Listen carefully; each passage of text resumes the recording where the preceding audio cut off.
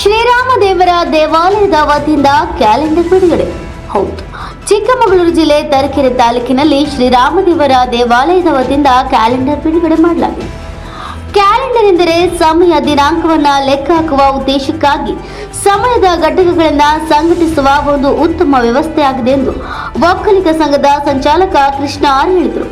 ರಾಮದೇವರ ದೇವಾಲಯದ ವತಿಯಿಂದ 2025ರ ದಿನದರ್ಶಿಕೆ ಬಿಡುಗಡೆ ಮಾಡಿ ಮಾತನಾಡಿದ ಅವರು, 2024ರ ಹಳೆಯ ವರ್ಷ 2025 ಬರುತ್ತಿದ್ದಂತೆ ಎಲ್ಲರೂ ಏಳಿಗೆ ಆಗಬೇಕೆನ್ನುವುದು ನಮ್ಮ ಆಶಯವಾಗಿದೆ ಅಂತ ಹೇಳಿದರು. ರಾಮದೇವರ ದೇವಸ್ಥಾನದ ಅಧ್ಯಕ್ಷ ಟಿ.ಎಂ. ಉಮಾಶಂಕರ್, ಉಪಾಧ್ಯಕ್ಷ ಮಂಜುನಾಥ್ ಕೆ, ಕಾರ್ಯದರ್ಶಿ ಪ್ರವೀಣ್ ಕುಮಾರ್, ಸುರೇಶ್ ಎಂ.ಆರ್. ಖಜಾಂಚಿ ಹಾಗೂ ಗ್ರಾಮಸ್ಥರು ಭಾಗವಹಿಸಿದರು.